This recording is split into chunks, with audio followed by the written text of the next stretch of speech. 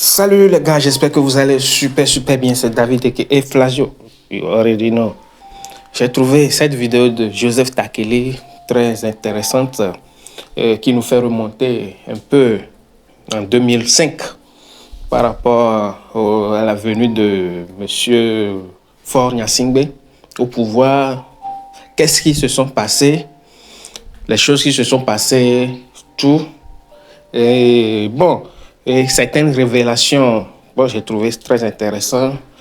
Sans plus tarder, on va suivre la vidéo ensemble. Suivez jusqu'à la fin pour comprendre ce que le titre est en train de dire. Ok, on est ensemble. Nous avons aujourd'hui le plaisir de nous entretenir avec Joël Amovin. Joël Amovin qui se trouve à Montréal. Et nous allons aborder des sujets très intéressants. Nous allons surtout mettre l'accent sur la manière dont Faure Gnassingbé est venu au pouvoir en 2005 et le rôle de la diaspora pour éviter qu'il parvienne à ses fins. Malheureusement, il est parvenu à ses fins. Nous allons revisiter cette période-là et cette période de février 2005 et nous allons voir comment certaines personnes de la diaspora se sont battues pour que Faure Gnassingbé ne vienne pas au pouvoir ou bien qu'il n'y ait pas une succession familiale au Togo, mais comment ça s'est passé, ils ont gagné quand même. Et, euh, nous allons nous entretenir avec quelqu'un qu'on ne présente pas, en fait. C'est Joël Amovin, celui-là qui a apostrophé, je vais dire, Macron en 2018 à Montréal. Comment vas-tu, Joël? Bonjour Joseph Takeli, c'est un plaisir d'être dans cette conversation avec toi. Je vais bien par la grâce de Dieu, j'espère qu'il en est de même de ton côté. Oui. Et c'est un plaisir de venir avec toi. Absolument, merci. Ouais. Pour te présenter mieux aux gens, les gens se souviendront que tu as interpellé Macron, c'était en 2018, hein. C'était le 7 juin 2018. 7 juin 2018, tu as interpellé Macron à l'époque sur la politique française au Togo. De quoi est-ce que vous avez discuté exactement? Qu'est-ce qu'il a dit, Macron? Je me rappelle qu'il s'est arrêté. On va vous passer la vidéo, mais j'aimerais que tu nous le redises ici. Qu'est-ce que tu lui as posé comme question? Quelle a été sa réponse? L'interpellation de Macron avait commencé par la demande que je lui fais ou l'appel que je lui lance de faire quelque chose en faveur de l'alternance au Togo, de lâcher Faure Gnassingbé et de demander à Faure Gnassingbé de quitter le pouvoir à l'issue du dialogue qui était en cours avec la C14 sous le parrainage ou la supervision de la CEDEAO à l'époque. Et dans le cours de la conversation qui s'en est suivie, il y a eu d'autres sujets que nous avions abordés, notamment le rôle de la CEDEAO, de l'Union africaine et les rapports même de Macron avec Faure Gnassingbé. Ouais. On se souvient que Macron avait dit quelque chose comme est-ce qu'il a visité Faure, est-ce qu'il a jamais reçu Faure, quelque chose comme ça, il me semble. Oui, dans sa réponse. Oui. C'était vers la fin de notre conversation quand je lui disais que tout le monde sait que Faure Gnassingbé n'a jamais été élu, qu'il est un imposteur et que il devrait partir et qu'il ne peut plus être candidat à une énième élection présidentielle au Togo. Ouais. Et à la fin, j'ai demandé au président Macron est-ce qu'il va encore le recevoir. Je précise que j'ai ajouté le terme encore, en fait, pour le piéger. On savait que Macron n'avait pas encore reçu Faure Gnassingbé depuis qu'il était arrivé au pouvoir. Et là, le président Macron... on rappelle que la conversation a lieu en 2018. Faure Gnassingbé était au pouvoir depuis 2005. Et jusque-là, Faure Gnassingbé n'avait jamais été reçu à l'Élysée? À l'Élysée, non. Voilà. Donc, alors Macron s'était pratiquement énervé, pour ainsi dire, et m'a demandé est-ce que je l'ai jamais reçu ou bien est-ce que je me suis jamais rendu chez lui, est-ce que je l'ai jamais reçu en bilatéral, est-ce que je me suis jamais rendu chez lui. Donc, ce qui voudrait dire en termes diplomatiques que Faure Gnassingbé était ou est infréquentable. Infréquentable, ouais. Ok. Mais disons que depuis, beaucoup d'eau a coulé sous les ponts. Bien Parce sûr. que après ça, on se souvient d'une image où Macron tenait le parapluie là, hein, pour protéger Faure Gnassingbé. Et maintenant, hier, hein, ça fait 3 jours, le 15 août de cette année, Faure Gnassingbé était l'invité, un des invités importants au 80e anniversaire de la commémoration du débarquement en Provence. Qu'est-ce que tu as à dire? Beaucoup Oui, doit couler, hein. Depuis que Macron a dit ça, ouais. Malheureusement, Faure Gnassingbé, qui était infréquentable il y a à peu près 6 ans, 6 ans, est ouais. devenu plutôt fréquentable au point que lors de sa première visite à l'Élysée, Macron lui a tenu le parapluie. Ouais. Et on l'a vu encore en France le 15 août dernier pour la commémoration des 80 ans du débarquement en Provence. Ce qui voudra dire que les relations sont maintenant au beau fixe entre Faure Gnassingbé et Macron. Ouais.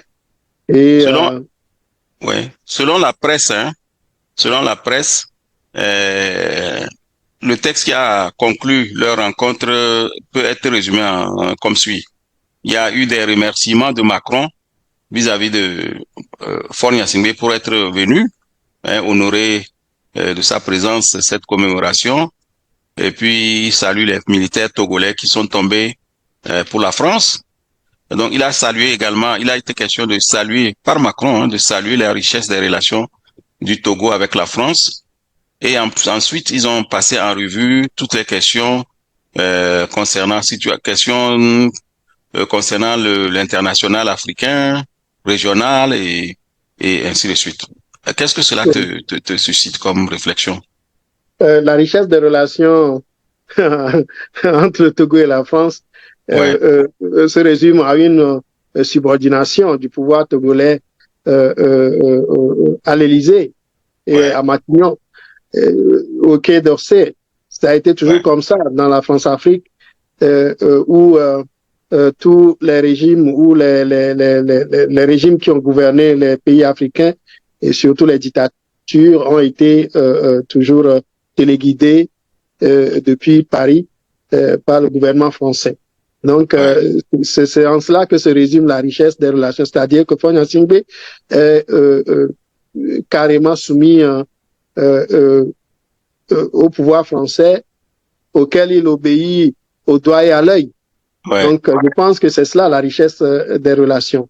Mais il faut rappeler aussi que si Macron a remercié Faure Gnassingbé, c'est tout simplement parce que la présence de Faure à cet événement-là a permis de couvrir pas mal le déculotté que Macron aurait subi, et puisque pas moins de 3 pays africains qui auraient dû être là-bas n'ont pas été représentés. Je parle des pays de l'AES, par exemple, du Burkina Faso, du Mali et du Niger, dont les chefs d'État. J'allais justement dire qu'ils ont discuté de la situation sous-régionale.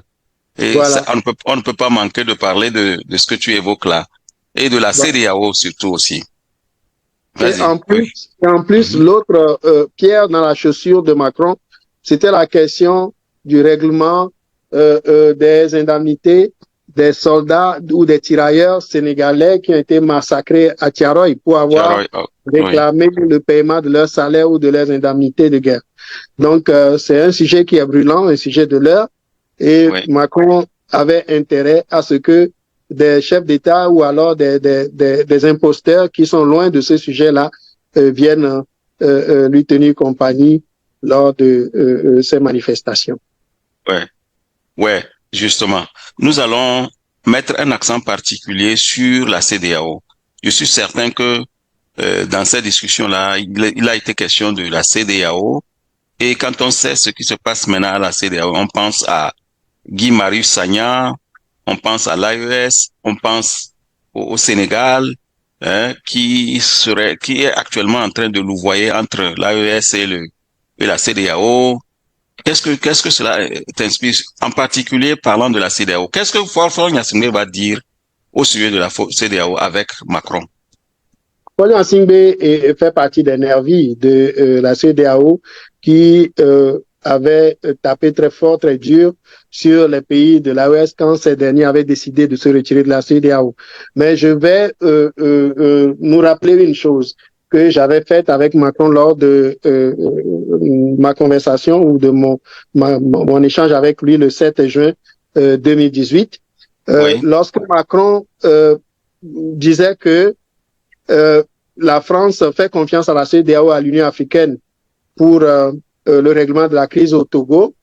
J'avais dit à Macron que la CEDEAO et l'Union africaine sont des syndicats de chefs d'État corrompus, mal élus, illégaux, imposteurs, et qui vont tout faire, qui vont tout mettre en œuvre pour le maintien de Faure Gnassingbé au pouvoir. Et c'est ce que nous avons vu avec la facilitation de Nana Akufo-Addo et Alpha Condé, qui a abouti, et Ouattara, qui a abouti finalement au maintien de Faure Gnassingbé au pouvoir contre la volonté du peuple togolais, représenté à l'époque par la C14, la coalition des 14 partis de l'opposition. Depuis ce temps-là, rien n'a changé et nous savons que la CEDEAO est un instrument de la France-Afrique et qui ne fait que implémenter le diktat ou alors les ordres de la France au sein de la sous-région ouest africaine.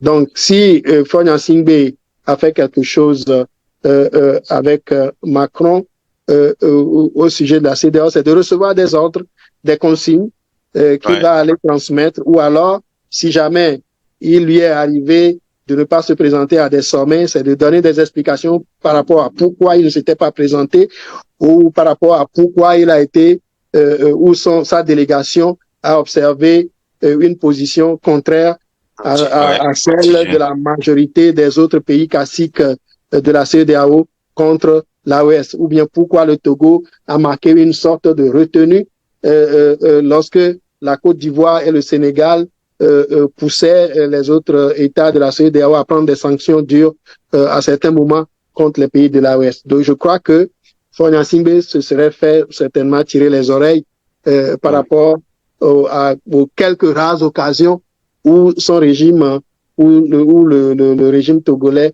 n'a pas excellé ou alors n'a pas fait de zèle dans la promotion des sanctions contre les pays de l'AES. Ouais. Tu penses que c'est par hasard ou bien c'est exprès? Parce qu'il est question également de renflouer les caisses togolaises et le port autonome de Lomé est géré par les Français aussi, avec Bolloré. C'est une perte. Faure Gnassingbé est dans une position très controversée. Et ça montre la nature du régime qui gouverne le Togo. Ce régime n'a pas de personnalité, ce régime n'a pas de dignité. C'est un régime qui est prêt à tout pourvu qu'il puisse se maintenir. Donc, si on dit à Faure Gnassingbé d'aller à droite, pourvu que cela lui permette de se maintenir, il va aller à droite. Si on lui dit d'aller à gauche, il va aller à gauche, peu importe la personne qui le lui intime, s'il sent que cette personne a le pouvoir peut-être de l'inquiéter ou alors de le déstabiliser. Donc, Faure Gnassingbé, lui-même n'a pas de personnalité, il n'a aucune ambition pour son pays qui l'amènerait à combattre, des pays qui essaieraient ou qui adopteraient des attitudes colonisatrices ou coloniales envers son pouvoir.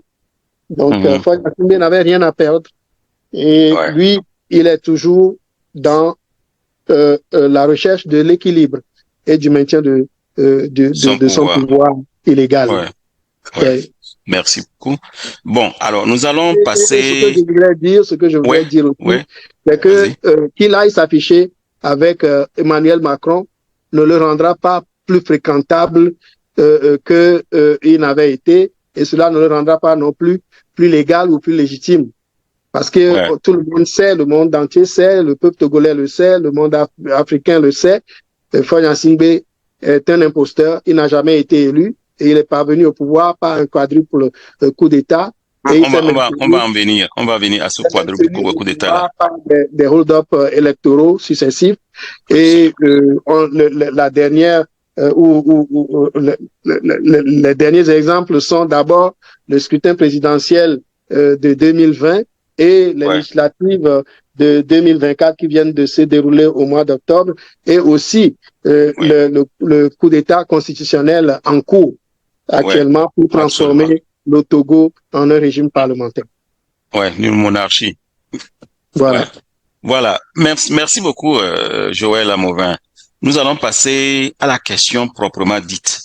Le rôle de la diaspora dans les manœuvres d'empêcher, dans les tentatives d'empêcher Faure Gnassingbé de venir au pouvoir en 2005. Nous avons parlé de la CEDEAO suffisamment. Il est question maintenant de démontrer comment la CEDEAO a placé Faure Gnassingbé au pouvoir. Et quand vous regardez la CEDEAO dans ses activités, vous constatez que, si vous vous rappelez les débats avec Guy Marius Sagna, vous avez vu un Togolais s'est attaqué à Guy Marius Sagna. Cela évoque simplement le rôle de la CEDEAO dans le fait que Faure Gnassingbé est président. Bon, dis-moi, comment est-ce que la diaspora togolaise s'est-elle prise en 2005, en février 2005, pour essayer d'empêcher que Faure Gnassingbé vienne au pouvoir? On avait entendu cela se fissurer dans les milieux politiques togolais déjà avant 2005 que Gnassingbé et Adema préparaient l'un de ses fils pour sa succession et que il avait une préférence pour le plus instruit parmi eux qui était donc Faure Gnassingbé, qu'on affublait de toutes sortes de diplômes et de parcours universitaires, de la Sorbonne jusqu'aux États-Unis, ainsi de suite. Mais nous étions loin de nous imaginer que cela allait arriver de sitôt. Et malheureusement, en février 2005, Adema est décédé inopinément. Et, attends, je vais t'arrêter ici pour faire une remarque. C'est que apparemment le Togolais n'a jamais été prêt. Il a toujours été surpris. Et comme tu viens de le dire, on était loin de s'imaginer que ces rumeurs-là pourraient se concrétiser. C'est pour ça justement qu'on n'avait pas accordé d'importance à... C'est ce qu'on a observé en 2005. Les Togolais n'étaient pas préparés. Et aujourd'hui aussi, on voit que le Togo, le pouvoir est par terre pratiquement, parce que le Togo n'est pas gouverné aujourd'hui. Quand vous interrogez, vous écoutez les gens, ça ne va pas. Chacun a un pan du pouvoir qu'il gère à sa manière. Et tout va décrescendo de jour en jour. Alors, quelles ont été les étapes, les acteurs et les résultats que auxquels vous avez abouti? Après le décès de Gnassingbé et Adema, la diaspora s'est concertée, et notamment la diaspora togolaise au Canada a tenu des réunions de crise. La diaspora internationale ou la diaspora togolaise dans le monde, qui était représentée par la diastode, que nous appelions la grande diastode, ou certains l'appellent la diastode internationale, était dirigée à l'époque par Madame Micheline Randolph. Et moi, Joël Amovin, j'étais le coordonnateur de la diastode Canada. Et les deux sections, les deux organisations ont organisé des réunions de crise pour pouvoir réfléchir sur la situation du pays et voir dans quelle mesure nous pourrions travailler pour empêcher que il y ait une succession de père en fils au Togo. Et la diastode Canada a organisé ensemble avec la CNSC, qui est la Concertation nationale de la société civile au Togo. C'était les Aïda et tout ça. Voilà, Dani Aïda. À l'époque par Dani Aïda. Et nous nous sommes donné rendez-vous donc en Afrique. Et nous avions ciblé les grandes organisations internationales qui pouvait intervenir efficacement dans la situation du Togo et aider à ce qu'il y ait une alternance démocratique ou alors qu'il y ait une succession démocratique à Gnassingbé et à Dema. Donc, l'Union africaine qui était dirigée à l'époque par le président Alpha Oumar Konaré du Mali, qui lui avait fait cause pour le peuple togolais et réclamé un retour à l'ordre constitutionnel. Oui. Et le Nigeria était à la tête du Commonwealth et le Nigeria était aussi à la tête de la CEDEAO. Donc, le président Obasanjo à l'époque était le président en exercice de la CEDEAO et le Nigeria abritait le siège de la Commission de l'Union européenne pour l'Afrique. Ouais. Et il y avait encore d'autres institutions politiques qu'on pouvait visiter ou alors qu'on pouvait contacter sur la situation du Togo. Donc, nous étions donné rendez-vous en Afrique et nous avons mis le cap sur le Nigeria. Nous sommes allés à Abuja et nous avions demandé à voir les politiques nigériens en même temps que les dirigeants de la CEDEAO. Et je voudrais rappeler au passage que quand Eyadema était décédé et que l'armée a fait un coup d'État pour placer son fils Faure Gnassingbé au pouvoir, la CEDEAO avait réagi dans un premier temps en tenant une réunion de crise, je crois, à Niamey, où elle avait invité le porte-parole de l'opposition, si ma mémoire est bonne, qui était à l'époque Monsieur Aimé Gougué. Et de cette réunion, on n'a pas entendu grande chose. D'abord parce que le professeur Gougué était en très grande minorité au sein de cette réunion-là. Je ne sais pas s'il était accompagné par d'autres dirigeants de l'opposition togolaise. Donc nous, quand nous étions arrivés à... Il avait rencontré Mamadou Tandja, c'est ça? Oui, lui, il avait rencontré, je crois, il était à Niamey dans le cadre de cette première rencontre de crise que la CEDEAO avait organisée. Je ne sais pas avec qui il a parlé ou bien quel a été le contenu de ces échanges avec les dirigeants de l'institution. Mais nous, quand nous étions arrivés au Nigeria, nous avions demandé à voir le président Obasanjo et à rencontrer aussi la CEDEAO.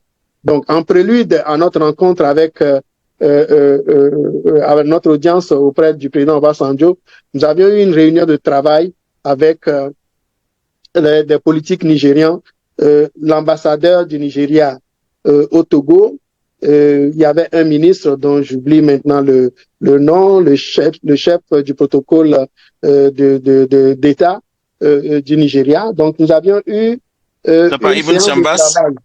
Non, c'était pas Ibn Chambas, était le secrétaire en exercice de la CEDEAO. Ah, il va intervenir quand même dans ce jeu, n'est-ce pas, à un moment? Oui, je vais venir à cela bientôt. Donc, dans cette première réunion que nous avions eue de travail avec les politiques nigériens, il était question de savoir quelles étaient les attentes du peuple togolais et sur quel levier du pouvoir nous aimerions agir pour faire entendre la voix du peuple. Et nous avions fait comprendre aux politiques nigériens que nous étions de la société civile et de la diaspora, et nous n'étions pas partie prenante à la course au pouvoir, mais que notre revendication, elle est toute simple. Nous voulions d'abord que le pays retourne à l'ordre constitutionnel légal, c'est-à-dire que M. Fambaré Nachaba, qui était président de l'Assemblée nationale, puisse assurer l'intérim, alors que Nachaba était bloqué au Bénin. Donc, il n'avait pas pu revenir au Togo. Il était en voyage quand Eyadema était décédé et son avion avait été détourné sur le Bénin et il était presque en résidence surveillée au Bénin. Donc, quand nous avions fait savoir cette revendication-là, les officiels nigériens avaient essayé de nous manipuler en nous disant que Faure Gnassingbé est de votre génération, pourquoi est-ce que vous n'allez pas travailler avec lui ensemble pour essayer de relever le pays ou de remettre le pays sur les rails? Pourquoi est-ce que vous vous mettez en rang contre lui? Et nous leur avons expliqué que Faure Gnassingbé n'est pas légal. Faure Gnassingbé vient d'être porté à la tête du pays par un coup d'État et que cela était contraire à la constitution du pays. et que nous n'allions jamais l'accepter et que si il le fallait, nous allions nous organiser autrement pour l'enlever de là où l'armée l'a placé. Ouais. Et après cette rencontre-là, nous avions obtenu l'audience pour aller chez Obasanjo, mais entre-temps, nous avions obtenu aussi une audience auprès de la CEDEAO où nous avions été reçus par Monsieur Ibn Chambas, qui était le secrétaire général de la CEDEAO à l'époque. Ibn Chambas, qui le jour-là était accompagné du chef d'état-major de l'ECOMOG, le général Tchèque Diarra, le Malien, et de la dame Adiatou, je ne me souviens plus très bien de son nom, qui a été finalement à la francophonie et que la C14 avait récusé quand la francophonie avait décidé de l'envoyer comme un émissaire auprès de la C14 au lendemain du soulèvement du 19 août 2017. Donc, ces trois personnalités-là nous avaient reçus à l'époque en 2005 et nous avions eu un entretien quand même assez solide avec ces dirigeants-là de la CEDEAO et nous avions dit à Ibn Chambas et moi personnellement, je lui avais dit que si la CEDEAO ne faisait rien pour le retour à l'ordre constitutionnel au Togo et pour la pacification du pays, qu'il y a des Togolais qui s'organiseraient pour travailler à cela. Alors, Chambas était un peu effrayé par ce que la déclaration que j'avais faite et il m'avait pris en aparté pour me demander si j'étais sérieux. Je lui ai dit oui, je suis sérieux. Je suis sérieux parce que ça fait longtemps que nous souffrons de cette dictature-là et que c'était inacceptable que quand le dictateur décède, on vienne encore nous écraser, nous piétiner. J'aimerais t'arrêter ici pour attirer l'attention sur le fait que nous ne sommes pas Togolais, nous ne sommes pas organisés. Déjà, quand tu as tu as dit que il y a des groupes qui vont s'organiser pour contrecarrer cela. Ibn Chambas était pris de panique. Ce qui veut dire que s'il y avait un groupe vraiment qui était bien organisé quelque part et qui pouvait prendre la relève de tout ce que vous faisiez là-bas, le relais, voilà, le Togo aurait été libéré. Cela veut dire qu'aujourd'hui, les Togolais de la diaspora doivent bien s'organiser pour une éventualité, parce qu'elle risque d'arriver et nous allons encore rater le coche. Non, nous n'allons plus rater le coche. Nous n'allons plus rater le coche parce qu'on en a vraiment assez et les populations du Togo ont assez souffert et nous ne permettrons plus que ces souffrances-là se poursuivent. Et ça, si on n'est pas organisé, si chacun veut prêcher pour sa chapelle, chacun veut prendre le pouvoir lui-même, on est à la case départ. C'est mon inquiétude. Les acteurs politiques sérieux du Togo vont s'obliger à aller dans le sens d'une convergence des efforts et des moyens aussi pour débarrasser le pays de cette vermine-là. Voilà. Vous êtes quelques amis, on se connaît depuis ce moment-là. Quand vous étiez à Cotonou pour rencontrer Nachaba, vous m'avez donné son numéro et je me rappelle qu'à l'époque, j'étais le premier à lui faire une interview. En réalité, le premier à lui faire une interview parce que la France, ayant fait son choix, ne permettait pas que la presse française l'approche.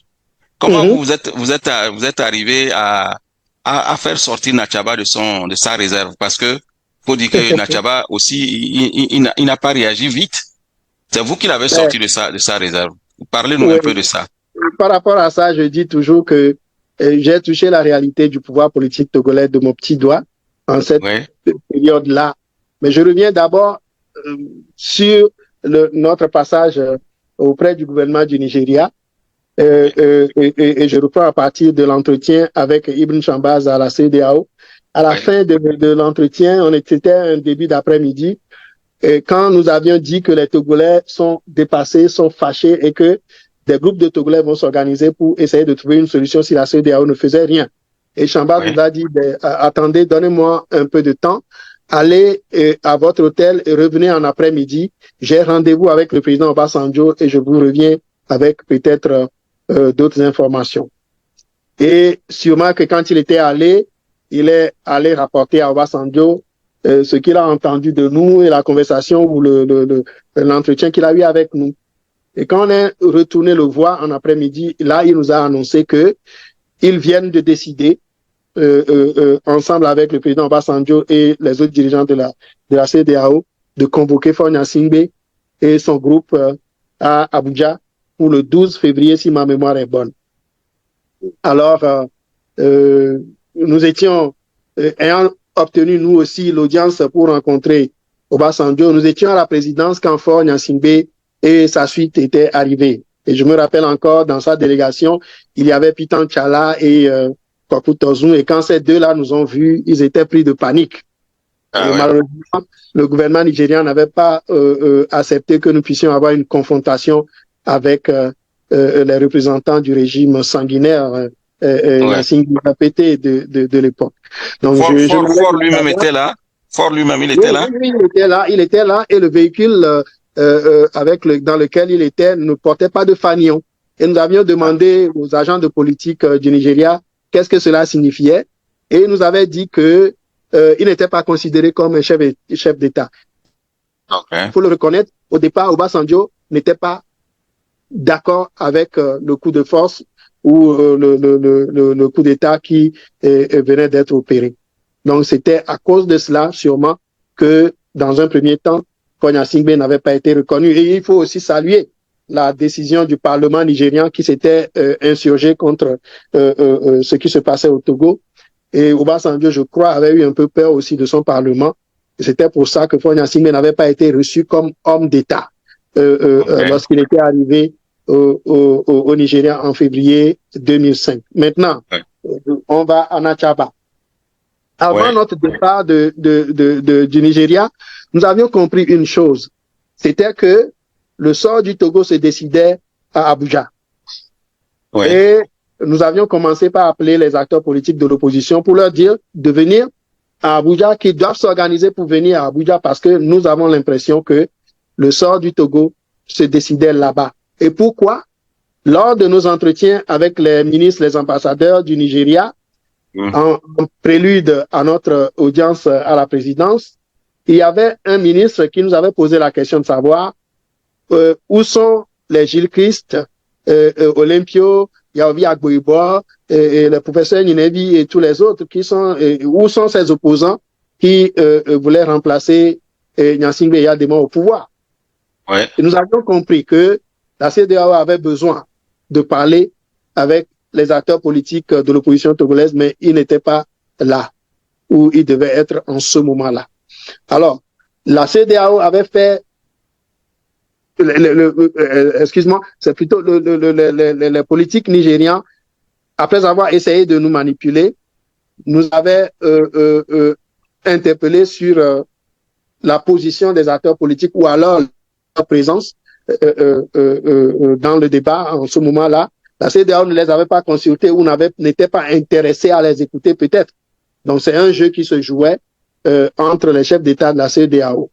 Mais nous, quand on devait quitter le Nigeria, je me rappelle encore qu'il y a un interprète de Obasanjo qui était placé sur nous, qui nous suivait d'hôtel en hôtel, et qui à un moment donné avait essayé de nous forcer à rester pour continuer à participer à des discussions sur le Togo. Et quand nous lui avions dit que nous avions d'autres rendez-vous, il nous avait carrément dit de patienter et que si nous nous faisions du souci pour peut-être comment nous allions rentrer, qu'il pouvait s'organiser à ce que nous prenions l'avion présidentiel avec Obasanjo pour aller au Bénin, puisque Obasanjo s'apprêtait à aller discuter encore du Togo avec les chefs d'État de la CEDEAO, Tandja en particulier, Kérékou et d'autres encore. Mais ils avaient placé cela, ils avaient couvert cela par une opération de lancement de campagne de vaccination contre la polio. Nous avions vu ça, nous avions compris et nous avions dit non, que nous avions encore des rencontres avec l'Union européenne et avec d'autres institutions internationales basées au Nigeria. Et c'est comme ça que nous avions pu échapper un peu. Qu'est-ce qui se serait passé? Qu'est-ce que vous craignez qui se serait passé si vous étiez allé avec eux? Mais écoute, Joseph, tu connais. Je veux que tu le dises. tu connais l'Afrique. Si on a essayé de nous manipuler, ça n'a pas marché. Tu penses qu'on serait en sécurité en montant dans un avion présidentiel du Nigeria pour aller à Cotonou? Nos vies seraient en danger. Déjà que à Abuja, nous avions dû changer d'hôtel. Ah oui. Pour brouiller un peu les pistes. Parce qu'on avait compris que le régime et Gnassingbé RPT avait placé de l'argent, avait mis beaucoup d'argent sur certains éditeurs nigérians. Il allait justement dire que les gens ont parlé de beaucoup de valises qui ont circulé là-bas et Fort Gnassingbé a banqué. Et puis vous avez semblé dire que Obasanjo était acceptable ou bien était plus conciliant avec vous à un moment donné. Au départ. Mais après quelques jours, Obasanjo a changé son fusil d'épaule et a été plutôt celui qui a plaidé pour le maintien de Fort Gnassingbé au pouvoir, au point d'être l'organisateur et le superviseur du Gentleman Agreement que Gilles Olympio était allé signer finalement avec Fort Gnassingbé à Abuja au lendemain du scrutin présidentiel. Ouais. Wow. Vous avez l'impression que entre-temps Chirac est intervenu ou bien jusque-là il n'est pas intervenu ou bien c'est les mallettes de Fort Gnassingbé qui ont été déterminantes ici? Certainement que Chirac est intervenu auprès d'Obasanjo et auprès des autres chefs d'État et c'est ce qu'on va découvrir avec le volet Nachaba de notre mission. Alors, voilà. pour parler de Nachaba, Fambaré, Ouattara. Oui, Nachaba, Fambaré, Nachaba. Nous avons pu trouver Nachaba après notre retour d'Abuja. Et notre démarche suivait à peu près 2 à 3 plans. Le premier plan, c'était donc ce que nous avions fait au niveau de la CEDEAO, de l'Union africaine et de l'Union européenne et des autres institutions à Abuja et ailleurs. Et le deuxième volet, ou alors le plan B, c'était alors Nachaba. Parce que pour nous, Nachaba faisait partie du régime. Et nous, notre quête, c'était un changement total, global. Donc, nous ne voulions avoir ou nous ne voulions plus voir un seul membre du régime Gnassingbé RPT au pouvoir après le décès d'Eyadema. Mais s'il fallait choisir un moindre mal dans cette situation-là, c'était de lutter pour que Nachaba puisse assurer l'intérim. Ça nous aurait permis au moins de nous débarrasser de la famille Gnassingbé à la tête.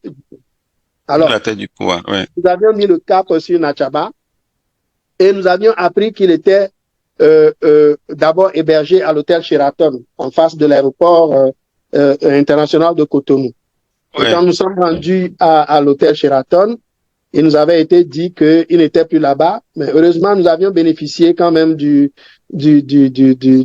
la disponibilité d'un responsable de l'administration de l'hôtel qui nous a révélé que Nachaba était maintenant hébergé à l'intérieur du Conseil de l'Entente, des bâtiments du Conseil de l'Entente qui joutaient l'ambassade des États-Unis, qui était non loin de l'ambassade des États-Unis, donc entre l'hôtel Sheraton, l'aéroport et l'ambassade des États-Unis et la présidence du Bénin, il y avait les bâtiments du Conseil de l'Entente, dans le quartier des ministères en quelque sorte.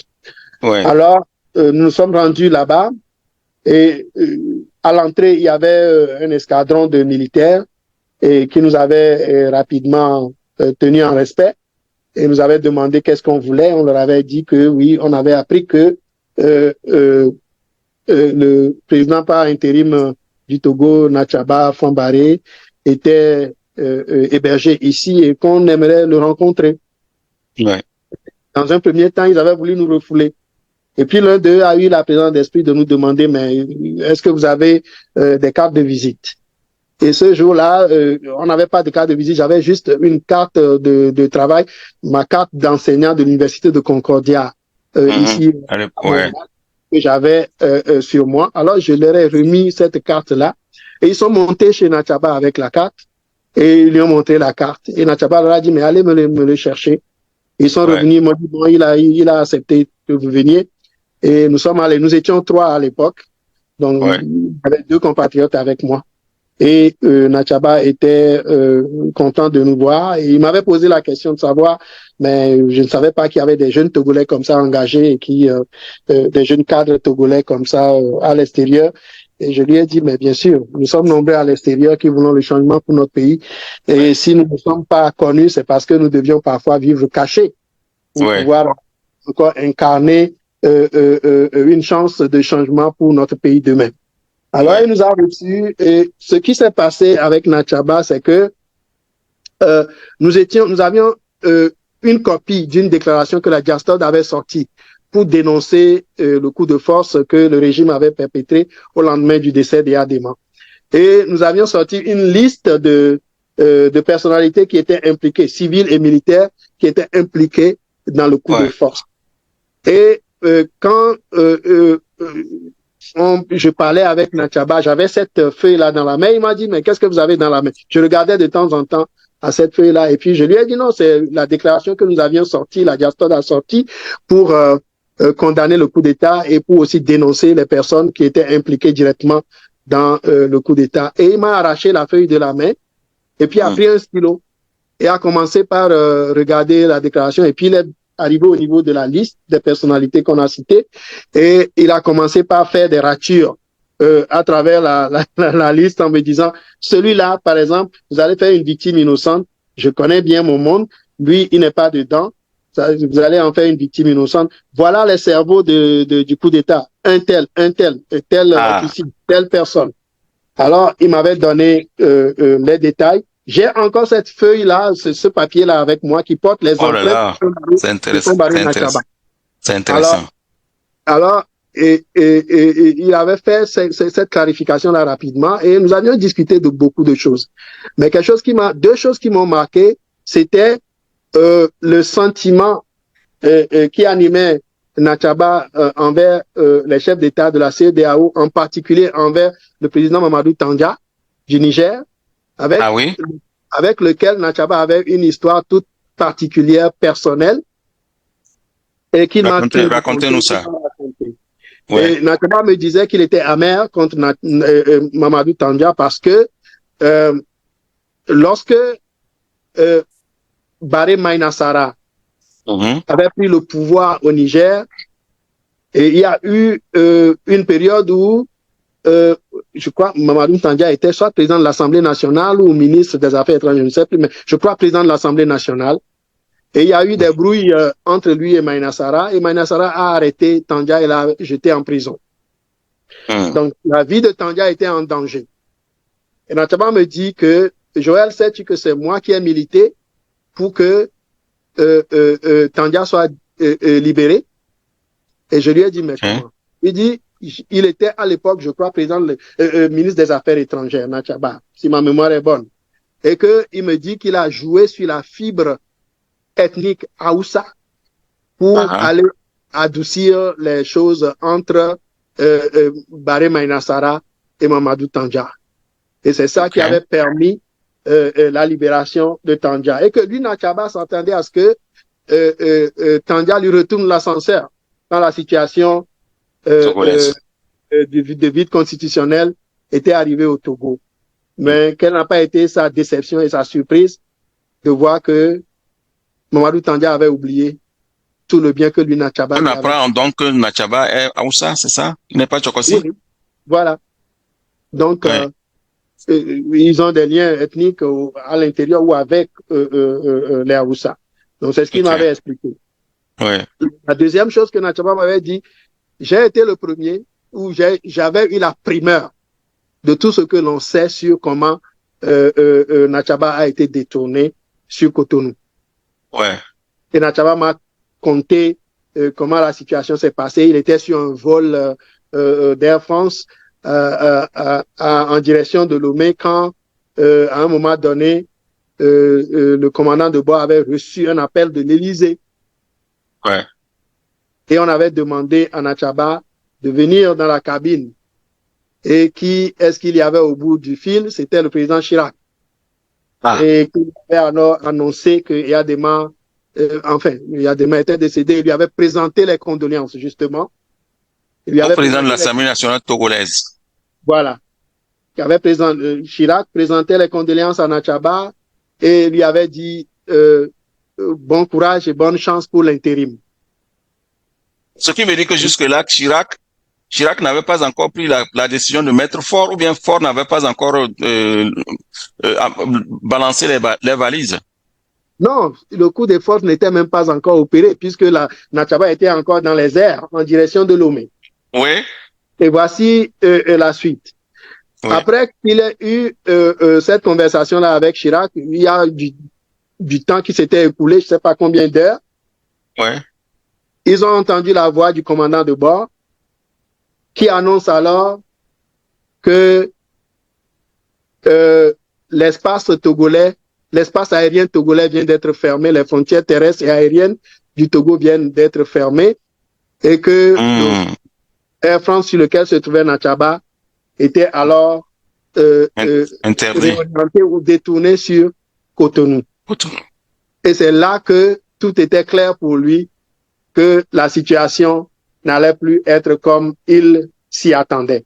Parce que lui, Natchaba, après sa conversation avec Chirac, se sentait dans la peau d'un président par intérim, ouais, en direction de son pays, pour jouer un grand rôle. Ouais.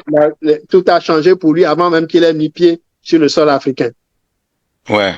Et c'est comme ça qu'il avait atterri à l'hôtel à Cotonou et puis pris en charge automatiquement, j'imagine, par des services de sécurité du Bénin et placé d'abord à l'hôtel Sheraton avant d'être déplacé vers le Conseil de l'Entente. Et une autre chose curieuse, c'est que le lit sur lequel Natchaba dormait au Conseil de l'Entente n'avait que 3 pieds. Ah, donc, comment ça? Et le monsieur avait été placé dans une situation à le démoraliser carrément. Ah oui, c'est exprès. Oui, wow. à le déprimer. Et c'était ça son expérience à l'époque. J'ai rencontré Natchaba à 3 reprises, si ma mémoire est bonne. Et aux 3 différentes occasions, nos sujets de discussion aussi ont autant varié. Et le Natchaba que j'avais rencontré était quelqu'un qui était en mutation, qui avait opéré une mutation radicale de membre d'un régime dictatorial. Il était devenu un patriote véritablement décidé, déterminé à combattre le régime. Et c'était devant moi que Natchaba avait appelé des personnes qui lui sont proches, que ce soit de l'armée ou alors de sa propre famille ou de la chefferie traditionnelle, pour leur dire qu'il avait pris la décision de lutter pour l'intérim. Ah oui. Alors que jusque-là, il n'avait pas le droit de parler depuis le Bénin, mais nous étions allés le voir pour lui dire, mais tu m'avais posé la question, comment on a fait pour le sortir de sa réserve? Voilà, j'allais en venir, j'allais demander comment vous avez fait, parce que entre-temps, on entendait d'entendre. On s'attendait à ce que Natchaba fasse un discours, mais en vain. Natchaba, Chirac lui avait intimé l'ordre de ne pas parler à partir du Bénin et Kérékou aussi lui avait dit de ne rien faire pour déstabiliser son pays. Donc, c'est-à-dire... C'était après que le même Natchaba, le même Chirac lui a félicité. Ouais, voilà. Ok, les félicité. Voilà. Ok. Pour l'intérim. Alors, tout a été mis en œuvre pour le museler. Ouais. En plus que Tandja l'avait lâché, Chirac et Kérékou ont tout fait pour le museler. Et quand je suis allé le voir, je lui ai demandé alors qu'est-ce qu'il veut faire pour son pays. Et il me dit, Joël, honnêtement, je veux me blanchir. Je veux me racheter. Et le seul moyen pour moi de me racheter, c'est de jouer franc jeu maintenant. Et c'est de briguer, c'est de lutter pour obtenir l'intérim et démontrer au peuple togolais que je suis un patriote et que je veux le bien à partir de maintenant. Alors, quand il avait dit ça, c'est là qu'il avait appelé des gens autour de lui, il a appelé son épouse. C'est devant moi qu'il l'a fait. Il a appelé son épouse et il a appelé d'autres personnalités, il a appelé des militaires, des gens pour leur dire qu'il a pris la décision de réclamer l'intérim. Et je me rappelle encore, peut-être que sa femme, si elle est vivante, a oublié, mais sa femme lui a dit au téléphone qu'elle est prête pour le veuvage. Ah, waouh! Si ça doit prendre ça pour que Natchaba assure l'intérim, rachète et assure l'intérim. Et toutes les personnes ou les personnalités qu'il avait appelées étaient toutes d'accord à ce qu'il aille de l'avant. Maintenant, comment organiser le discours? Nous avions préparé la représentante d'RFI au Bénin à l'époque, à Diat Moreira, pour pour venir recueillir. Vous savez que, attends, vous savez qu'entre-temps, vous m'avez envoyé le numéro de Nachaba, là-bas. C'est ça, toi tu avais été le premier à parler avec lui. Voilà, et je l'ai appelé, il a hésité, il m'a posé des questions, je lui ai parlé de moi, je suis son étudiant et tout, et il s'est senti rassuré. Et je crois que c'est, quand vous l'avez rencontré, il s'est senti rassuré, il s'est dit que moi-même je lui ai dit, mais la jeunesse attend, je l'ai rassuré que la jeunesse attend, votre consigne. Et je me rappelle quand je lui ai tendu le micro, il disait, ma seule consigne, c'est le rétablissement de la légalité républicaine. Voilà. Si elle est rétablie, le RPT est un parti fort, il va se battre. L'UFC aussi, c'est un parti fort, ils vont se battre. Je ne suis candidat à rien. Je ne veux pas de guerre civile dans mon pays. Je ne veux pas de guerre civile. Donc, alors quand j'ai publié ça, c'est à ce moment-là que il y a eu, c'est vous qui avez donné le ton, c'est vous qui m'aviez donné le numéro, je l'ai appelé. Quand j'ai publié ça, maintenant, c'est après ça seulement, une semaine après, j'ai entendu RFI interroger Nachaba. Voilà. Non mais, voilà. Quand on parlait de sa déclaration, il me disait que Chirac lui a interdit de parler à partir du Bénin, que lui a dit de ne rien faire pour déstabiliser son pays. J'étais avec lui quand son fils, Malik, que vous le Malik d'aujourd'hui là, le Malik d'aujourd'hui avait appelé. Et quand Malik avait appelé, il était impatient de voir son père devenir président par intérim. Et il demandait à son père, mais ils disent quoi, ma? Qu'est-ce qu'ils disent? C'est-à-dire, lui, il voulait savoir qu'est-ce que le régime dit et pourquoi est-ce que on ne lui permet pas de rentrer au pays. Et son père le calmait. Et puis, j'espère qu'avec ceci, Malik Bambare Nachaba doit s'apprêter à nous rejoindre, hein, parce que après ce que tu dis là, je ne sais pas où il va se retrouver. Non, il était encore jeune. Et il va dire qu'il va mettre ça sur le coup de la jeunesse. Ouais, ok. On est quoi, à 20 ans de là? S'il a 40 ans aujourd'hui, ça veut dire qu'il avait 20 ans. Il ne comprenait pas grande chose de la politique. Mais son père avait été surpris d'une chose. À m'entendre, à un moment donné, il me demande, Joël, tu as quel âge? Ouais, on devait avoir quoi à ce moment-là? Et il me dit, mais tu as l'âge de mon fils. Tu as l'âge de mon fils, d'où te viennent ces choses? Et je lui ai dit, mais comme a dit quelqu'un, chaque génération doit, dans une opacité relative, découvrir sa mission, la trahir ou la remplir. Moi, j'ai découvert ma mission. Je suis en train de la remplir au mieux des capacités que Dieu me donne. Avec ça, tu vas séduire Nachaba. Voilà. C'est un homme d'idées. Voilà. Alors, il était véritablement séduit quand même de nous voir aussi mobilisés pour la cause du pays. Et on était allé le voir avec un plan de retour au pays carrément, un plan bien fait de retour au pays dont je ne donnerai pas de détails ici. Bien sûr, ça va. Il avait accepté les propositions qu'on avait pour lui, sauf qu'il avait des craintes.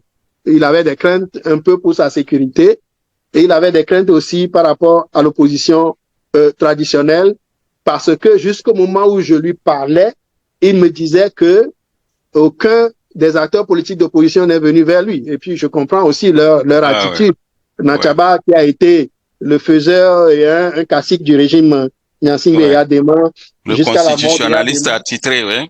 Voilà, attitré du régime dictatorial, n'était pas fréquentable. Donc, ce n'est pas parce qu'il y a des mains morts qu'il va changer carrément. Mais il a fallu que nous, des gens comme moi ou mes camarades, qu'on le rencontre pour savoir dans quel état d'âme il était en ce moment-là et qu'est-ce qu'il était prêt à faire. Donc, c'est comme à chanter le Camerounais là, si tu veux me connaître, viens vers moi et tu sauras qui je suis. Donc, nous étions allés vers, et nous avions véritablement découvert un Achaba qui, quand même, à un moment donné, avait eu de la lucidité politique et voulait faire les choses de la bonne manière pour le bien de son pays. Ça ne le dédouane pas pour autant de ses responsabilités dans tout ce que le peuple togolais a souffert jusqu'à aujourd'hui. Donc, tout récemment encore, je rappelais le comportement de Nachaba déjà en 91, qui nous encourageait, nous les jeunes, d'entrer dans la lutte. Il disait, si nous on est mouillés jusqu'au cou, l'avenir vous appartient. C'est dire quand même qu'il y a quelque chose en Natchaba. Et je crois que c'est l'occasion de dire aux Togolais de sortir de la ligne, d'une vision trop manichéenne. C'est-à-dire que il y a que les bons d'un côté et les mauvais de l'autre. Bon, c'est par rapport à toutes ces expériences-là que j'ai inventé une expression, l'opportunisme stratégique de combat. Et le Togolais n'a pas ça. Il faut qu'on ait un certain opportunisme stratégique dans le combat. Parce que ça, par exemple, il y a des gens dans le pouvoir RPT aujourd'hui. Je suis désolé de constater qu'il n'y a pas de lien. On doit toujours trouver des moyens de communiquer, hein, sans se faire acheter, de communiquer avec les gens du pouvoir, parce que c'est notre pays, nous l'avons en commun avec ces gens-là. Je crois que le cas de Natchaba vient nous rappeler que l'intransigeance n'a pas d'issue. Il faut quand même trouver des moyens d'avoir des gens dans le système avec qui vous discutez vraiment franchement et vous savez que vous ne vous trahissez pas et que vous avez en tête, hein, le bonheur du peuple et l'avenir du peuple. C'est ce que moi je voulais dire à ce niveau-là. Si c'est des gens qui sont sérieux et qui sont honnêtes, pourquoi pas? Mais le problème est qu'il y a des pratiques, à l'intérieur du système Nyansingbe RPT Unir qui transforment ces gens-là en des bêtes, tout simplement, qui les empêchent d'être utiles et d'être bons même. Mais ils sont bêtes au faucon, en apparence. Voilà. C'est l'apparence, parce que est-ce que quelqu'un pouvait te dire que Natchaba pouvait te parler comme ça? On pourrait dire que c'est parce qu'il était en détresse. Ça arrivera tôt ou tard, ça arrivera. Tout le monde doit savoir que la détresse va arriver. Même ceux qui sont au pouvoir. On sait que eux, dans leur logique, si vous les approchez, soit ils vous engloutissent, ou alors ils vous tuent. Enfin, vous acceptez leur position, ou alors votre position, c'est-à-dire oubliez ce que vous êtes. Ce que c'est eux, ce qu'ils veulent, c'est ça. Même si les acteurs de l'opposition, ou alors ceux qui sont dans la lutte aujourd'hui pour le changement, ont besoin ou doivent discuter avec certains acteurs crédibles ou sérieux du régime, il faut quand même que nous usions de beaucoup de rigueur et de beaucoup de prudence dans ce que nous allons faire et nous allons discuter avec eux. Je vais te donner l'exemple de comment ça s'est passé avec Natchaba. Quand j'étais en discussion avec Natchaba, je te dis que j'étais allé le voir avec un plan conçu par la diaspora et pour son retour et pour l'organisation du pouvoir d'État lors de son intérim. Et la question, je lui ai fait juste une question test, en lui demandant si, advenant qu'il prenne l'intérim, comment est-ce qu'il allait former ou quel genre de gouvernement il formerait. Je lui ai demandé de me proposer un portrait type du gouvernement qu'il formerait si jamais il parvient à l'intérim. Et il a commencé par me parler d'une formule que le régime RPT Unir et ses soutiens africains ont toujours imposée à l'opposition togolaise, le partage des voix lorsqu'il y a besoin de voter ou des sièges, lorsqu'il y a besoin de partager des postes. Il a commencé par me parler de la mouvance présidentielle. Donc, je formerais un gouvernement de tel nombre de personnes, la mouvance présidentielle aurait tel nombre de personnes, et je lui ai dit non, arrête ça là. Arrête-moi ça là. C'est un jeu de dupes auquel vous avez pris l'opposition traditionnelle pendant des années et il faut arrêter avec ce jeu-là. Nous sommes face à une situation de renversement des choses, de changement radical et ce n'est plus, on n'a pas besoin de partisanerie, on a plutôt besoin de patriotisme. Donc on a besoin d'un gouvernement de gens qui sont conscients de la fragilité de la situation du Togo et qui vont se donner, qui vont travailler pour aider à relever le pays plutôt que de jouer à des jeux politiciens. Donc, je voudrais qu'il me propose un gouvernement qui reflète la réponse la plus objective et la plus sérieuse possible à la situation actuelle du Togo. Et il m'a sorti quelque chose. Il m'a dit, bon, il ne va plus me donner le portrait de tout le gouvernement, mais il me dirait quand même la personne qu'il nommerait comme Premier ministre. Ah, ok. C'est qui? Et il m'a donné le nom d'un certain monsieur qui ne vit plus, un certain monsieur Johnson, qui était un fonctionnaire international togolais qui a travaillé dans l'Union africaine. Bon, des gens pourraient penser ou pourraient s'imaginer qui c'était. Et Natchaba m'avait dit que Yadema avait cotisé ce monsieur-là pendant longtemps pour en faire un ministre ou un premier ministre, mais que le monsieur avait toujours décliné la demande, l'offre des DADEMA, et que lui, Nachaba, aujourd'hui, prendrait volontiers ce monsieur-là parce que c'est un homme de qualité. Et c'est ce qu'il m'avait dit. Et sur la question de son retour, il avait peur, il dit qu'il ne sait pas ce que lui réserve l'opposition traditionnelle et que si jamais le régime lance l'assaut à son domicile ou à l'endroit où on va l'héberger, personne ne va le soutenir. Voilà, qu'est-ce qui va arriver après. Alors, il s'est braqué en quelque sorte. Et quand il s'est braqué, j'ai fait l'effort de le pousser pour qu'il puisse accepter au moins de donner une interview ou de faire sa déclaration sur RFI. Il avait refusé cela aussi. Alors que quelques heures plus tôt, il était très déterminé à rentrer au Togo. Mais face à la question de la sécurité qui ne se posait pas vraiment, il a commencé par avoir un peu peur. Et là, je lui ai claqué la porte au nez. Je lui ai dit que je m'en vais. Alors, j'étais parti. J'étais parti de chez lui, il était 1h30 du matin.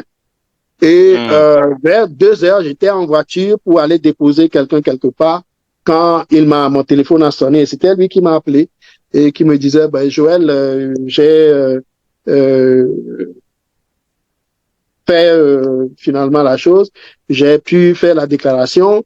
Donc, si tu captes RFI demain matin, enfin ce matin à 6h, tu vas écouter ma déclaration. Et je l'ai félicité, je l'ai encouragé, je lui ai dit que je suis très content qu'il ait fait ça. Sauf que je lui ai dit quelque chose de très important. Je lui ai dit qu'il va falloir que dans le week-end, s'il veut véritablement prendre l'intérim, faire l'intérim, il va falloir qu'il rentre au Togo avant le lundi qui s'en venait. Et ce lundi-là avait été une date retenue par la CEDEAO pour régler la question de l'intérim au Togo. Et je lui ai dit que s'il n'est pas sur le sol togolais avant cette date-là, il peut oublier sa carrière politique. Avant de le quitter, c'était ce que je lui avais dit. Il m'avait regardé d'un air très anxieux. Je lui ai dit oui, c'est ça. Ou bien vous rentrez au Togo avant lundi, ou alors vous oubliez votre carrière politique. Regarde, moi ce que je vois dans ça là, l'opposition aurait dû être organisée et associée à ce que vous faisiez, être organisée pour accueillir Nachaba quelque part. Être prête à ce que quand il rentre, l'opposition se mobilise spontanément et des foules vont aller l'accueillir. C'était la position de la diaspora, c'était notre opposition. Mais l'opposition à l'intérieur ne suivait pas, justement. Non, Nachaba n'avait pas confiance. Est-ce que l'opposition elle-même suivait? Puisque quand vous avez contacté les gens parce qu'on s'attendait à ce qu'ils soient associés à ça, à ce que vous faisiez. Tu venais de dire quelque chose. Oui. Et on le dit encore aujourd'hui. Est-ce que c'était les personnalités politiques de l'opposition qui détenaient la légitimité ou la légalité, ou bien c'était la population du Togo? Oui, mais qui mobilise la population? On aurait besoin des acteurs politiques d'opposition. Mais il fallait aussi qu'ils soient présents, eux aussi. Absolument, c'est ce que je dis. Donc, il faut que nous soyons organisés maintenant. Nous, au niveau de la diaspora, nous étions engagés à jouer notre rôle. Et nous n'étions pas restés silencieux envers la classe politique de l'opposition. Et je vais te dire ceci, par exemple. Avant même de mettre le cap sur Nachaba, nous avions voulu faire un tour auprès du Parlement béninois. Et nous avions demandé une rencontre auprès du président de l'Assemblée nationale du Bénin de l'époque, M. Idiola Collet, pour l'opposition togolaise. Idiola Collet était disposé à discuter avec la classe politique d'opposition togolaise. Mais nous n'avions trouvé personne pour répondre de l'opposition togolaise à ces rendez-vous-là. Nous avions même proposé d'acheter des billets d'avion. Mais il n'y avait personne pour répondre. Mais il n'y avait personne de disponible. Il y a des acteurs politiques d'opposition qui étaient au Gabon, d'autres au Burkina. Mais qu'est-ce qui pouvait être plus important quand il y a un mois? Qu'est-ce qui pouvait être plus important aux yeux de quelqu'un qui veut prendre le pouvoir au Togo? Ils allaient négocier certainement avec les chefs d'État qu'ils pensaient capables d'influencer en leur faveur. C'était un peu ça. Chacun de son côté, en fait. Oui, tout le monde est parti. Ils sont partis en rang dispersé. pour aller chacun voir son mentor, ou je ne sais pas comment je pourrais les appeler à l'époque. Mais bon, je ne sais pas quelle était leur logique ou de comment ils voyaient la situation, ou pour eux, c'était déjà, la situation était déjà irrémédiable, irrécupérable. Mais on a vu que après, ils se sont retrouvés après aussi. Ils n'avaient pas été inactifs totalement, parce qu'on se rend compte, on se rappelle plutôt que au lendemain du coup de force, du coup d'État qui avait été perpétré par l'armée, les populations étaient sorties.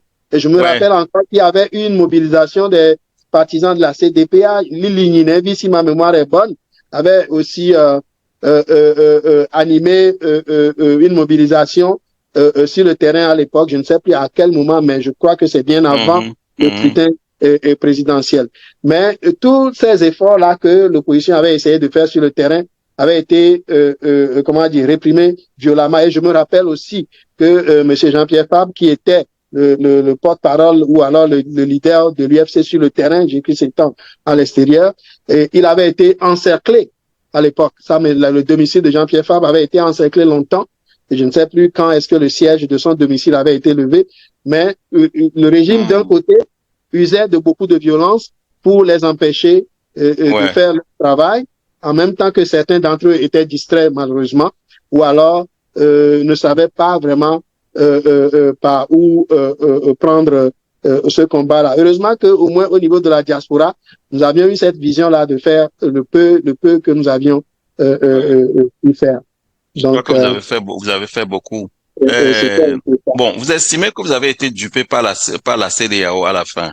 Et finalement, il y avait quand même l'Union africaine où Monsieur Alpha Omar Konaré était pour le peuple togolais. Intransigeant, très intransigeant en faveur du peuple. Rappelez un peu cette duperie dont vous sentez victime. Et bon, moi je pensais que toute l'Union africaine était du côté de Alpha Omar Konaré. Non. Alpha Omar Konaré était plutôt en minorité. Quel autre chef d'État avait pris fait et cause pour le peuple togolais en dehors d'Alpha Omar Konaré et de Oba Sanjo, qui timidement au départ avait dit quelque chose et puis après a carrément abandonné. Oba Sanjo, lui, je ne lui fais pas confiance du tout. Voilà, pour finalement devenir même le défenseur et le mentor de Faure Gnassingbé. Donc, Alpha Omar Konaré a été tout simplement mis en minorité, isolé par ses pairs ou alors les chefs d'État de l'Union africaine. Ça a fait que sa voix, quoique intransigeante, ne portait pas loin dans les milieux diplomatiques et dans les officines des pouvoirs d'État africains. Donc, c'était ça le problème avec le problème à l'époque pour Alpha Omar Konaré. Il était seul et seul, il ne pouvait pas faire grand chose. Il a fait ce qu'il pouvait. Et si les autres chefs d'État ou les chefs d'État de la CEDEAO et de l'Union africaine avaient suivi, Faure Gnassingbé ne serait pas resté au pouvoir, ne serait pas placé, ne serait pas resté au pouvoir. Mais on a vu que la plupart des chefs d'État de la CEDEAO, puisque c'est dans cette sous-région-là que se passait la chose, étaient complices un peu du jeu du régime Adema. Donc, Tandia qui avait lâché Nachaba, Kérékou qui ne voulait pas que Nachaba parle de chez lui, Kérékou qui a ramené Nachaba au Togo pour dire qu'il a ramené le fils prodigue à la maison. Vous comprenez? Voilà, l'espièglerie de Coco, comment il s'appelle? Organisé le gentleman agreement entre J.K. Solimpi et Faure Gnassingbé après le scrutin fraudé par le RPT, ainsi de suite. Donc, il n'y avait aucun chef d'État de la sous-région ouest-africaine qui était attentif ou bien qui était favorable à la position de Alpha Omar Konaré. Il était isolé, il était mis en minorité. On rappelle que Alpha Omar Konaré avait tout fait pour que Faure Gnassingbé ne vienne pas au pouvoir. Il disait qu'il faudrait éviter les révolutions de palais. C'est lui qui avait employé l'expression. Et c'est ce qu'on a vu avec Kwacha et Faure Gnassingbé. Voilà, c'était ce genre de révolution que Alpha Omar Konaré voulait éviter. Et à l'époque, Kérékou était déjà capturé par la France africaine. Il était déjà revenu de sa retraite, de sa petite retraite. Et voilà, il était revenu coopté par la France cette fois-ci. C'est On ne quand il est comprend revenu. pas, Ouais, on ne comprend pas comment dire, la morale, hein, de ces chefs d'État-là. On ne comprend pas pourquoi ils se comportent comme ça. La seule chose qu'on sait, c'est qu'ils font tous le jeu de la France. Ils sont tous ouais, manipulés par la France. C'est comme ça que la France-Afrique fonctionne. C'est pourquoi la CEDEAO n'est qu'une organisation écran. Mais ouais, en arrière de tout ça, c'est la France. Et on le voit aujourd'hui avec Alassane Ouattara de Côte d'Ivoire. Donc, ouais. nos organisations, Il y a des Togolais qui n'aiment pas qu'on dise que c'est la France. Qu'est-ce que tu as à leur dire? bien sûr, c'est Malgré la toutes les démonstrations qu'on a faites, on a vu Faure Gnassingbé à côté de Macron tout récemment et ainsi de suite. Et les gens disent que bon, il n'est pas si proche de la France que ça. la plupart des chefs d'État d'Afrique francophone au temps de la mort des Adéma étaient des, comment dire, des pions de la France, étaient au pouvoir par la volonté de la France. Si la France ne voulait pas quelqu'un, la France l'aurait dégagé facilement. Donc, Ouais, ils devaient leur pouvoir à la France. Et ouais, ça, on le sait. Et ce n'est pas seulement au moment où ils parviennent au pouvoir, mais c'est des accords qu'on fait signer à la plupart de nos chefs d'État, surtout ceux qui ont été des officiers qui ont été dans les écoles militaires en France. Qui ouais, ne connaît pas cette histoire que selon laquelle tout officier africain qui est formé en France était amené à signer, à prendre un engagement ouais, devant le pouvoir français que si jamais il y a conflit entre les intérêts de nos pays et les intérêts de la France, qu'il défendrait les intérêts de la France. ouais. Alors, Mathieu Kérékou, qui a été à Fréjus et qui a été un officier béninois formé dans l'armée française, est-ce qu'il pouvait, comment dire, Mais déroger? on peut dire qu'il a pu, puisque tu te rappelles que les 17 ans, ses premières 17 années de règne, et il était mis en quarantaine, carrément boudé par tout Il, est, l'Occident. il avait épousé l'idéologie marxiste-léniniste, Ouais, mais ça fait de lui la brebis galeuse de l'Afrique de l'Ouest. Donc, ouais, il avait il n'avait pratiquement plus de bonnes relations avec la France et ça s'entendait. Mais ouais, quand il était revenu, comme tu l'as dit, quand il était ouais, revenu après la conférence nationale souveraine du Bénin, après le mandat de Nicéphore Soglo, mais il fallait absolument qu'il refasse allégeance à la France. Et c'est ce qu'il avait absolument. fait. J'ai compris que quand il est revenu là, il avait déjà fait allégeance à la France. La France, là, c'est elle qui l'a ramené d'ailleurs au Il était pouvoir. retourné le giron Ouais. français, Il a fait 10 ans sous la coupole de la France. Ça, c'était sans doute, sans aucune sans aucun problème. équivoque là-bas. Voilà. Il Voilà. n'a Maintenant, oui, nous avons fait quand même le tour de la question. Il y a quand même un aspect que j'aimerais que tu abordes pour les plus jeunes. Il y a eu un quadruple coup d'État au Togo pour que Faure Gnassingbé prenne le pouvoir. Est-ce que tu peux rappeler ça rapidement? À l'intention des jeunes qui se demandent qu'est-ce qui s'est passé au juste 5, après le 5 février 2004, 5. Alors, si nous parlons de quadruple coup d'État, c'est qu'il y a eu 4 événements à caractère, comment dire, anticonstitutionnel et anti-républicaine et qui ont porté Faure Gnassingbé au pouvoir.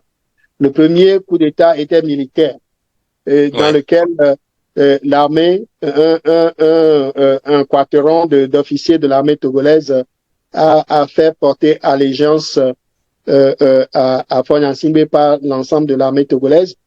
Donc l'armée a fait allégeance à Faure Gnassingbé et l'a choisi pour remplacer son père. Et ouais, quand ils ont vu que ce coup de force-là a été décrié presque partout, il y a eu une levée de bouclier, tant à l'intérieur du Togo que de l'extérieur du Togo, ils sont passés alors à un coup d'État institutionnel. En quoi ouais, a consisté le coup d'État institutionnel? C'est le blocage de Nachaba, c'est-à-dire le président par intérim constitutionnel du Togo, ouais, à l'extérieur. Donc, ils l'ont bloqué à l'extérieur pour l'empêcher de revenir. Donc, ils l'ont exilé. Et c'est pour cela qu'il s'est retrouvé en réclusion au Bénin. Donc, ça, c'était le coup d'État institutionnel. Donc, la personne qui, selon la Constitution, devrait assurer l'intérim a été empêchée de rentrer dans le pays parce que les frontières terrestres et aériennes du Togo étaient fermées. Il n'y avait pas de menace à la sécurité et à la sûreté de l'État togolais. Qu'est-ce qui expliquait cela? C'était tout simplement un plan savamment orchestré par le régime pour empêcher que Nachaba arrive afin qu'on puisse mettre le fils d'Eyadema à sa place. Maintenant, le troisième coup d'État est constitutionnel. Et ça s'est passé d'une nuit, en une nuit, je dirais, d'un jour au lendemain, où Faure Gnassingbé, qui était député de Blita, mais qui ne siégeait pas en tant que député de Blita, qui se faisait remplacer par son suppléant, avait finalement retrouvé ce poste de député de Blita en revenant au sein du Parlement, de l'Assemblée nationale. Et dès qu'il est arrivé, il a repris son poste de député de Blita et il y a eu d'abord une première entorse au règlement de fonctionnement même de l'Assemblée nationale qui ont permis de lire Faure Gnassingbé comme vice-président de l'Assemblée nationale et puis après comme président de l'Assemblée nationale et puis après comme président par intérim. Et pour parvenir à cela, il a fallu changer 20 articles de la Constitution du Togo en une nuit. Pour que Faure Gnassingbé, du ministre qu'il était, devienne président par intérim du Togo en passant par le poste de député de Blita, de vice-président de l'Assemblée nationale, de président de l'Assemblée nationale et de président par intérim. Par intérim. Et après, ils ont dû lâcher parce que la communauté internationale s'était emballée, ils ont été décriés. Lâcher, oui, ils ont essayé comment dire, de démordre un tout petit peu, tout simplement, pour que la communauté internationale baisse aussi sa mobilisation d'un cran ou sa rigueur d'un cran pour revenir. Ils sont revenus d'une autre manière en faisant élire Abbas Bonfo comme président par intérim. Et la CEDEAO avait entériné cet autre coup de force. Donc, ça faisait partie du coup de force constitutionnel. La fameuse CEDEAO. Le quatrième coup de force, c'est le hold-up électoral qui a été opéré par le régime Gnassingbé RPT au lendemain du scrutin qui s'est tenu dans les 60 jours pour trouver un nouveau président au Togo. Scrutin dans lequel Faure Gnassingbé était face à Bob Akitani. Bob Akitani, ouais. C'est là qu'on a vu les militaires togolais transportant les urnes à travers le monde. Hein. Voilà, ça a choqué le monde entier. Ce scrutin avait été largement remporté par Bob Akitani. Mais comme le régime était dans une logique de confiscation de pouvoir, qu'est-ce qu'ils ont fait? Ils ont opéré un hold-up avant même que les résultats du scrutin aient été compilés.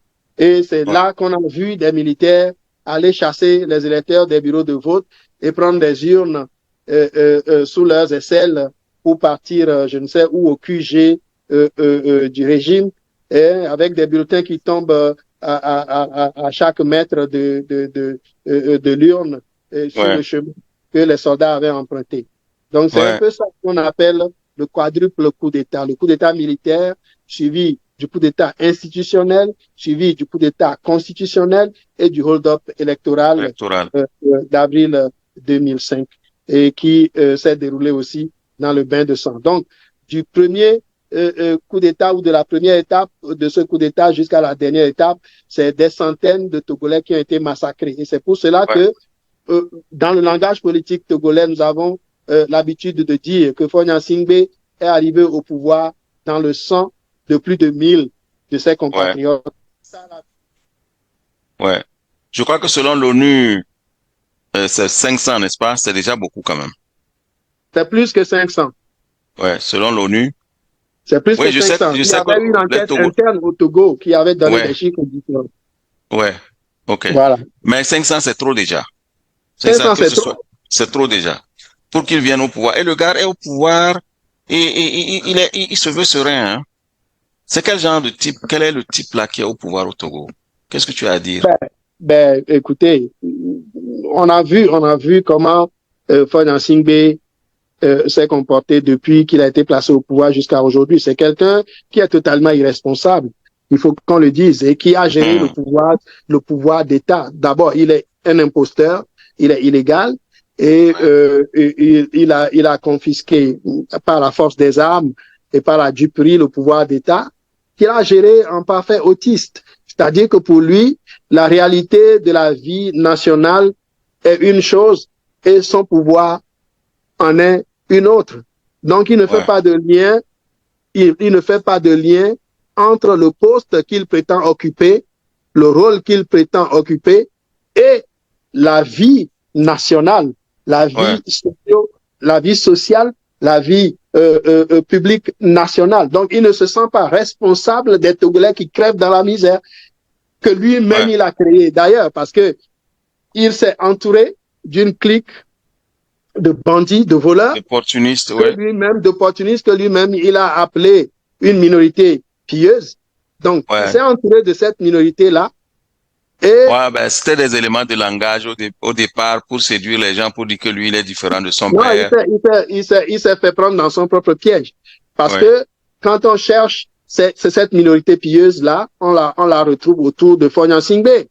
La minorité pieuse n'est pas loin pour qu'on nous dise d'aller les chercher quelque part. C'est autour de Faure Gnassingbé. Donc, il laisse son régime et sa minorité pieuse dépouiller le pays de tous ses biens pendant que la population crève de faim, meurt de toutes les maladies. Le Togo n'a pas de prisonniers politiques.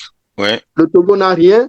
Et toute personne qui ose en parler est envoyée en prison. Parfois même des gens n'ont rien fait, on les envoie en prison. Et il entretient une psychose au niveau de son gouvernement et de son cercle restreint et fomente des coups tout le temps contre lui-même et va s'en prendre à des personnes parfois innocentes. Et ça me fait rire quand je pense, tu vas certainement vouloir en parler, au mandat d'arrêt qu'il vient de lancer.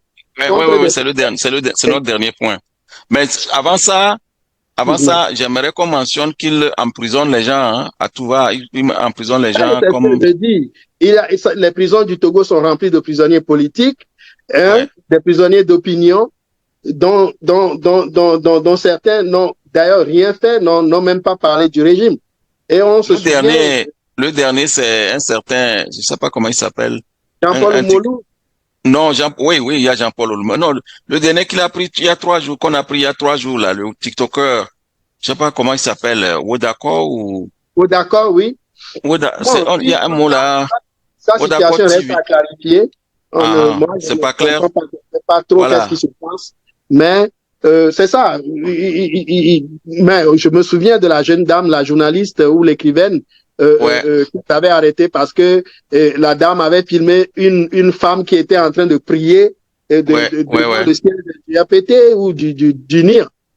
Et pourquoi est-ce qu'elle a filmé? Mais cette croyante-là est allée pour maudire le régime devant son siège. Et ça, c'est un acte qui est à saluer. Donc, la personne qui a filmé, qui est dans un rôle de journaliste, n'a encore rien fait de mauvais pour qu'on aille l'embastiller. Donc, voilà un peu comment ce régime-là se comporte. Tu vois? Je me suis rappelé le nom du monsieur, c'est Wodako TV. Wodako TV. TikToker qu'on connaît là. Il paraît qu'il est en garde à vue. Ça fait 3 jours maintenant qu'on parle de ça. On arrête les TikTokers, on arrête les journalistes, et si on ne les tue pas comme Joël et Gars, on les envoie en exil comme Ferdinand Haïté, tout ça. Carlos Ketaou et tous les autres. Tous les journalistes, la grande majorité des journalistes togolais aujourd'hui sont obligés de vivre à l'extérieur du pays. Ou alors ils vont rester à l'intérieur et s'auto-censurer dans ce qu'ils font comme travail. S'auto-censurer pour ne plus rien dire, de peur d'être pris et jeté en prison pour rien. Alors que il y a plein de sujets sur lesquels le peuple a besoin d'être informé. Et parfois même, c'est pas des sujets qui concernaient Faure Gnassingbé, mais c'est parce que lui-même, il se reproche tellement de choses dans la souffrance du peuple togolais, mais n'a jamais eu de remords. Il se reproche des choses, mais il n'a jamais manifesté de remords face au mal qu'il fait à ce peuple-là. Et il semble même, se plaire dans ce rôle funeste, dans ce rôle démoniaque à la tête du Togo. Ouais. Nous allons terminer cet entretien qui, je l'espère, va plaire à beaucoup de gens.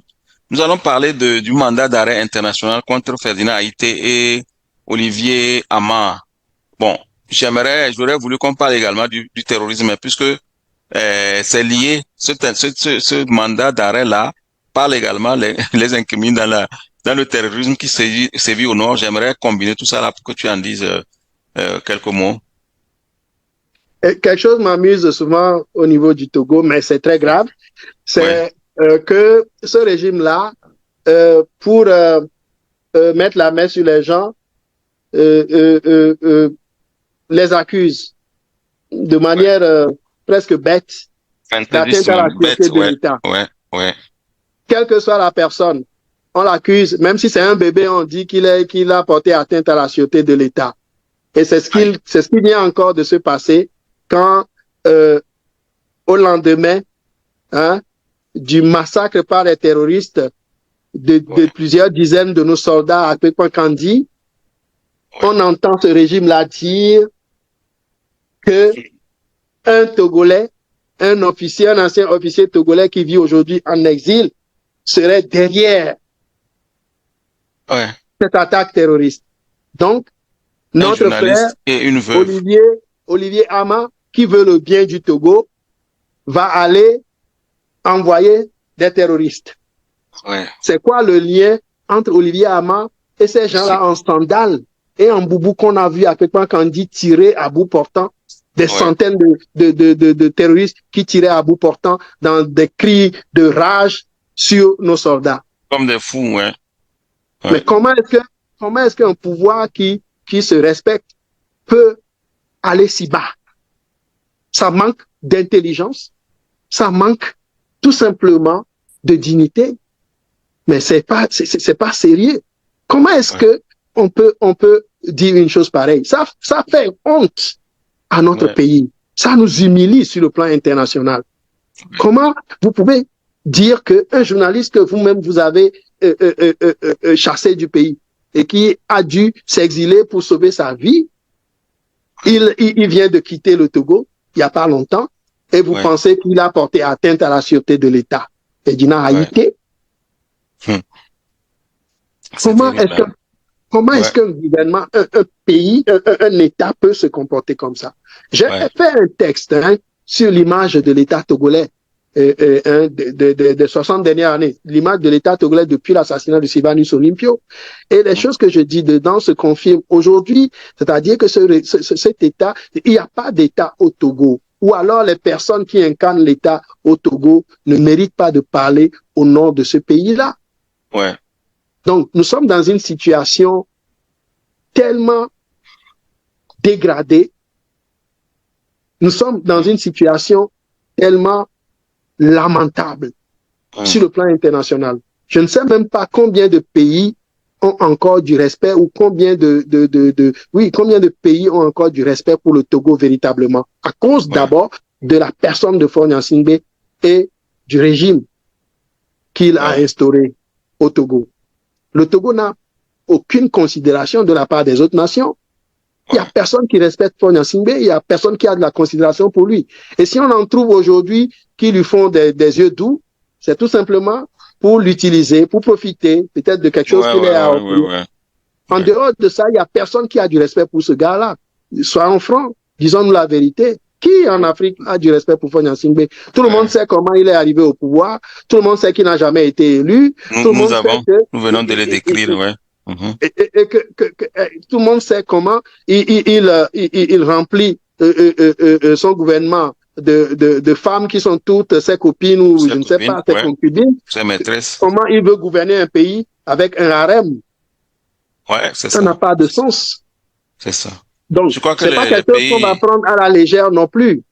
C'est la décadence totale. La déchéance totale. Un État immoral, amoral. C'est la décadence totale. Et ça, c'est incarné par un Faure Gnassingbé qui gouverne le Togo en parfait autiste. C'est comme s'il ne sait rien de rien. Pour couronner le tout, on accuse une veuve d'être à l'origine même du terrorisme. et C'est quoi cette affaire-là? on la maintient en détention. Après avoir trucidé son mari. Ouais, bon, vous voyez. C'est vraiment triste. Je sais pas, moi, je manque de mots pour qualifier notre cher Togo. Vraiment, je sais pas. La jeunesse doit prendre sa responsabilité, c'est tout ce que je dis. La jeunesse doit Non, le prendre sa Togo n'a pas une responsabilité. bonne image à l'extérieur.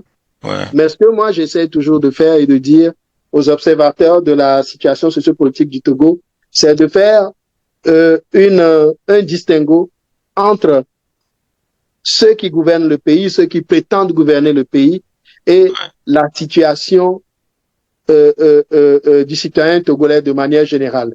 Le peuple n'a jamais accepté ces gens-là, ce gouvernement-là, ce régime-là. Le peuple ne l'a jamais accepté. Ils font du forcing, ils font de la publicité à coups de milliards pour pour se donner une image, comment dire, humaine à l'extérieur, alors qu'à l'intérieur, le Togo est un goulag. Vrai goulag. Joël, on va terminer cette causerie en rappelant notre séjour à Cotonou la dernière fois où on s'est visité quand même. C'est 2014. 1994. À la suite de quoi? La mort de Melchior Ndadaye? Oui, nous étions ensemble quand la mort de l'assassinat de Melchior Ndadaye avait été annoncé. Nous étions aussi ensemble le jour où la guerre, le génocide rwandais a débuté. Nous étions autour de Kadjaou, non?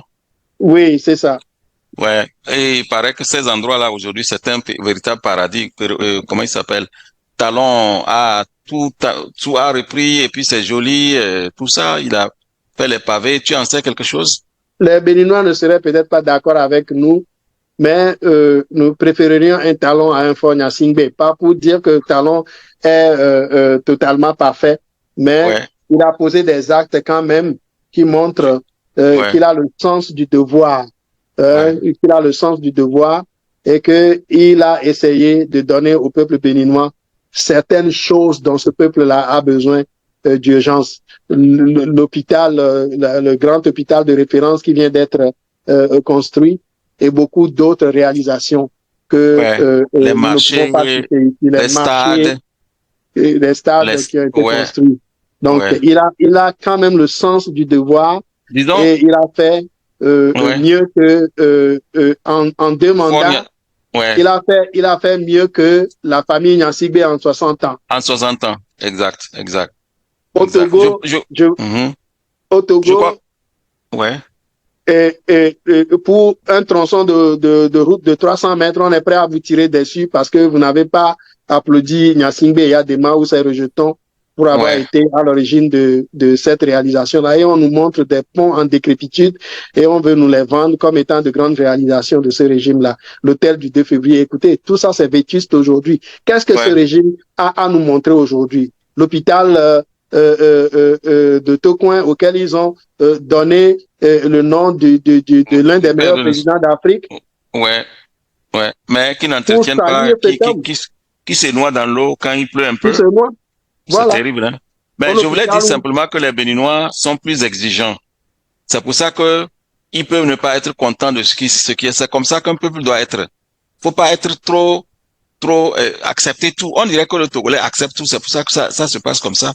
Si les Béninois disent que non, que c'est pas ça, ils sont pas satisfaits. C'est comme ça qu'un peuple doit être. Non, le Togolais n'accepte pas tout. Le Togolais n'a pas la liberté d'expression. De s'exprimer. Okay. Donc, puisque le Togolais n'a pas la liberté d'expression, le Togolais est écrasé.